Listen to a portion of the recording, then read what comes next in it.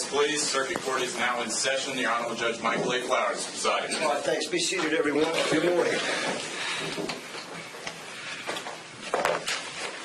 All right, counsel, is there anything we need to take up before we bring our jurors in? Not that I'm aware of, Judge. All right, let's bring our jurors in, please. If there's anyone present who anticipates that they'll be providing testimony during the course of the case, under the rule of sequestration, you'll need to remain outside and not discuss your testimony with anyone involved in the case. So if there's anyone at this time, if you could just please excuse yourself. Very well. All right, good morning. And welcome back, ladies and gentlemen of the jury. As you will recall yesterday, you were selected and sworn as the jury to try the case that's before the court now, and that is the state of Florida versus David Russell Holbrook. And as we discussed yesterday, this is a criminal case, and he has been charged by indictment with premeditated murder. The allegation is that on January 6, 2006, and in Okaloosa County, Florida, that David Russell Holbrook did, by premeditated design, affected the death of Melissa Howard. We discussed that yesterday, and already today I have referred to the indictment. As we discussed yesterday, the indictment is merely a charging document. It is not evidence in the case. Do not consider it as such. Now, it is your solemn responsibility to determine if the state proves its accusation beyond a reasonable doubt against Mr. Holbrook. Your verdict must be based solely on the evidence or lack of evidence and the law. As I discussed, this indictment is merely a charging document, is not to be considered by you as proof of guilt. It is my job as the judge to decide the laws that apply to this case and to explain those laws to you.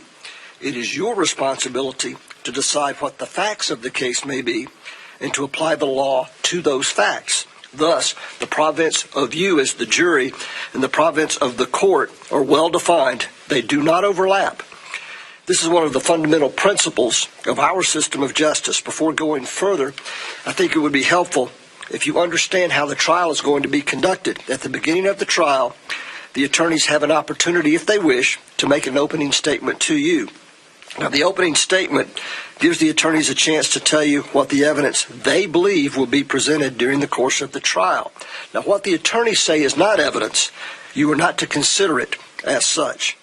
Following the opening statements of the attorneys, witnesses will be called to testify under oath. They're going to be examined and cross-examined by the attorneys. Documents and other exhibits may also be produced as evidence. After all of the evidence has been presented, the attorneys will have an opportunity to make a final argument to you. Following those arguments, I will then instruct you on the law which applies to this case. Please do not form any fixed or definite opinion on the merits of the case until you have heard all of the evidence, the arguments of the attorneys, and the instructions on the law which I will give to you. Until that time, you should not discuss the case among yourselves.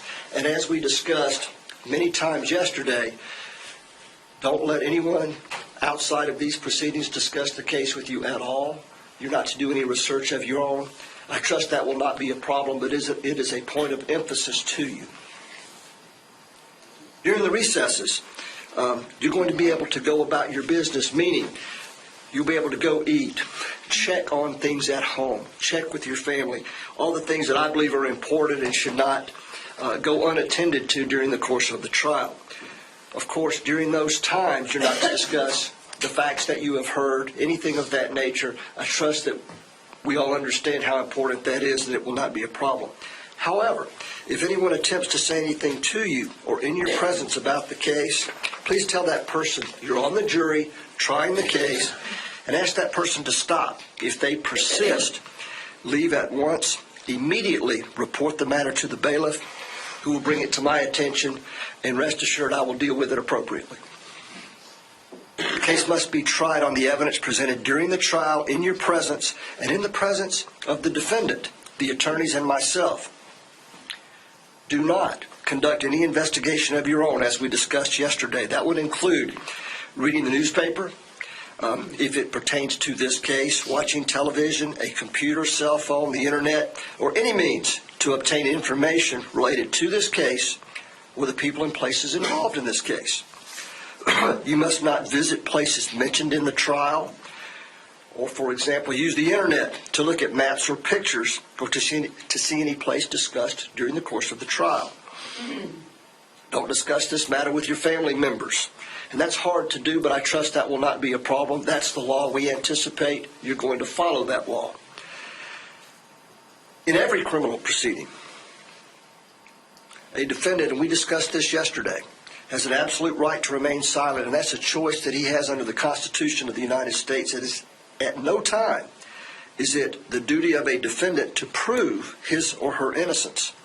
In the event, in this case, the defendant chooses the right to remain silent, a jury is not permitted to draw any inference of guilt, and that a fact that a defendant chooses not to take the witness stand must not influence your verdict in any manner.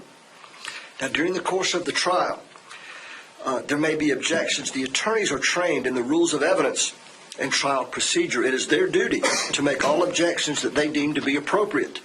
When an objection is made, do not speculate on why it is made. Likewise, when an objection is sustained or upheld by me, you must not speculate on what might have occurred had the objection not been sustained, nor what a witness might have said had he or she been permitted to answer. Now, if you would like to take notes during the course of the trial, you certainly may do so. On the other hand, you're not required to take notes if you don't want to. It's left up to each of you individually. We have notepads for you, and if you would like a notepad and a pen, we're going to pass them out to you at this time. Any notes that you do take are for your personal use only. You won't be taking them with you to the jury room until the case is completed and you begin deliberations.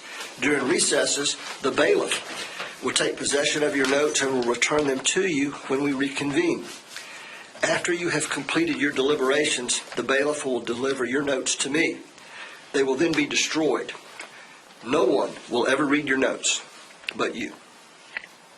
If you do take notes, don't become so involved in your note-taking that you become distracted from the proceedings. Your notes are used only as an aid to your memory.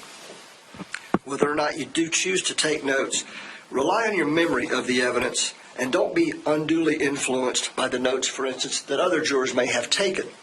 Notes are not entitled to any greater weight than each juror's memory of the evidence.